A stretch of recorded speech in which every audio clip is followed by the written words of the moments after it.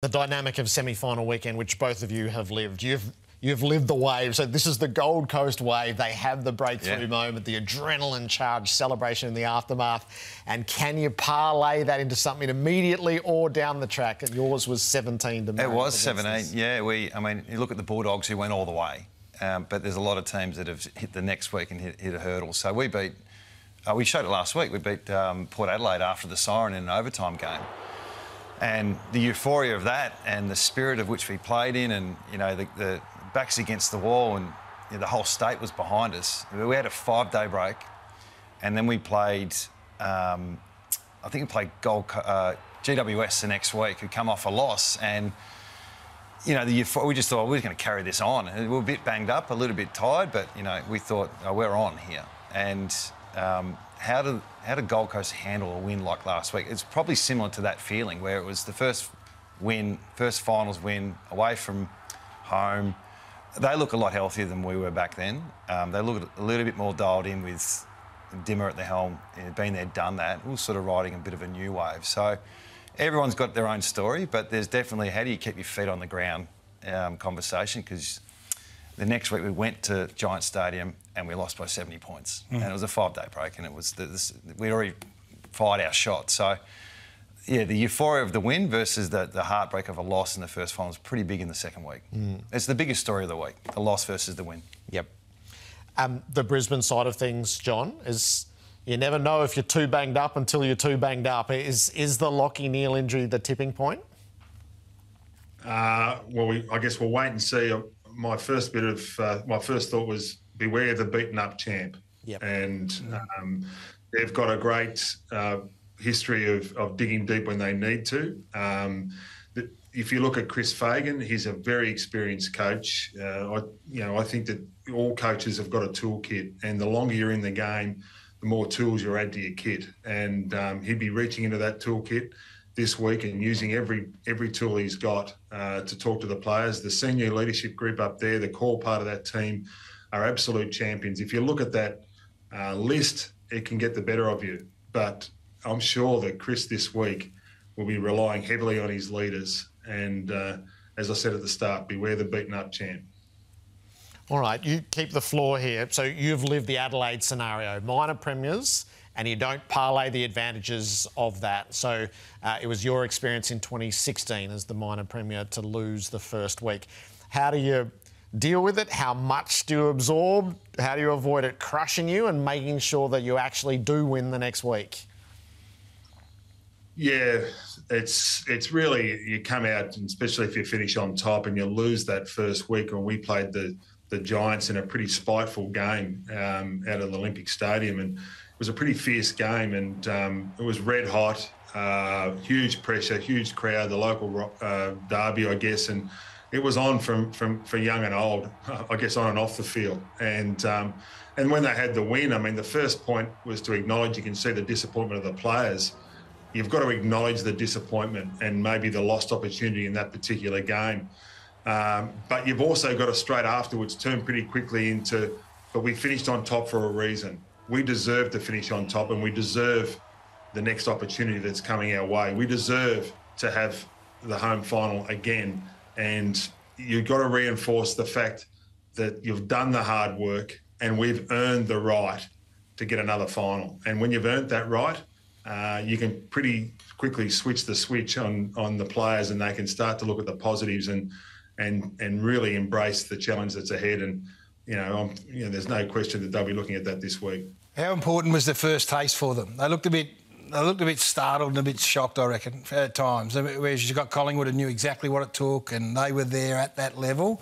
Can that be fixed in the space of 5 to 6 days?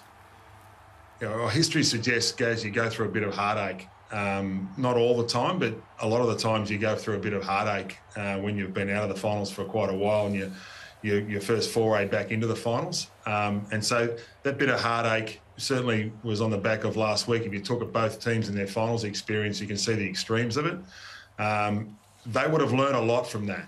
They get the opportunity now in a sudden death final at home to right those wrongs. And they'll be giving everything they can. Now, whether they can do it this week or it's another year, we'll have to wait and see. Straight sets is a far bigger risk than it used to be. The change in pattern with the implementation of the pre-finals bye is absolutely startling, isn't it? Yes, and I know you've mentioned this before, Jared, as well, is the finals, if you look at the top four progression since, 2000 to 2015, before the pre-finals bye, it was pretty much determined that 3/4 of the time you go from, you get into the prelim final. Well, the 2016, they introduced the pre-finals bye, and things changed. The dramatic landscape of playing finals football has changed. The top four no longer was the carrot that it once was. And if you looked at the grand final, very similar. So things are changing. And there we see that no side outside the top four is home and away has won the premiership there. The two times that actually they've won it, they've obviously rolled us. So we're aware of that. I guess the question that the AFL will be asking, or they should be asking, is the carrot for the top four still there for the marathon that is an AFL season? The benefit of it is, I guess, anyone in the top 8 can win it, and that gives teams like Hawthorn a real opportunity. It's a good debate. Is the competition more even, or has the bye influenced the result? So I suspect it's a bit of both. But the 16 Bulldogs, they played us in the first final, and they were missing 5 of their best players. And the bye, and it was a tremendous performance. They come over and did a real number on us, but I reckon the 5 players they brought back wouldn't have played hadn't been for the bye. So it's equalled things up a little bit. I think the competition might be the top 8, top 9 is got a bit more competitive as well. All right, make us smarter. What have you been looking at? I'm not sure if this is going to make us smart. Gaz, I get the feeling we're going to lose. Me enormously. We're going to lose Gaz in this one, so I already know what's happening. But we thought there's the 2-minute drill, and we spoke about how Fremantle have been pretty good all year at handling the last few minutes in close games. We thought we'd shine the light a little bit on runners and how important they are. And on the weekend, we all know what happened in this game. And I'll just get you to pause there for a quick sec and set it up for Horse, because this 2-minute drill, the runners get 4 rotations a quarter for 90 seconds, plus every time there's a goal kick, they can come on the ground. But when there's 2 minutes to go, they can't go on the ground unless there's a goal kicked. So I think there's 3 minutes to go here, Horse, and what do Fremantle do in terms of their runner and what they use him for? Yeah, and as we see here, and we've talked about how well Fremantle have done this previously, you can see Tracy's already back. You can see the runner has come on, the Fremantle runner, and gone to Fredericks. And so they've talked about not only Tracy going back, you've got to be 6-6-6. They actually make a bit of a blue here at the start. They get a warning for this. They don't get quite as organised as what they'd like to, which they then sort of sort out afterwards. But Josh Tracy's back. Fredericks, as the forward, comes around after the centre bounce to a secondary stoppage and gets to be a deep sweeper. So they really, after the bounce, get what they need to, which is they would have been planning. And at these particular moments, you can just see the extra going back from the wing, trying to get Josh Tracy free. You can see Fredericks coming around to be a deep sweeper. And now, as we see here, if we just pause it there for a second, the baton has been passed now to Dimma in the coach's box, and Simo's going to take you through really what happens from here from a Gold Coast perspective, because at the moment Freo have got what they want. So how much was going on then is done during the pre-season, during the week, but obviously on game day. So that was an infringement from Fremantle's point of view. So next year, if that's gone, that's a free kick. Just pause it there for a sec. While that's going on, this is played in fast forward, by the way. They're not running that quick. The Dimma's going, okay, this is going to happen. We've seen this before. So what's our counter offer? What's the return punch? So they want to equalise this game. The first thing they did was try and set up the forward line a little bit deeper and not make Tracy the spare. So that was the first conversation they would have had. If we let it go now, the runner's gone off the ground and he's already been told, let's get back on there and get Andrew back forward and equalise the game. So we've all seen what happens, but the runner's made the call. Not Mac Andrew. He's gone back and equalised, so there's the first counter move you've made. Long story short, they go from this play and he kicks the goal. So what happens next after he kicks the goal is another coaching, the score's a level now. So the runner's got to make a decision about, does Mac Andrew go back or does he stay forward? I reckon he's saying, keep him forward, and set up the other things with the wingers and the half forward. So the runner comes out and you see Mac heading back to defence. He's going, no, mate, we need you forward. Scores a level, does a U-turn, It's back to the forward line.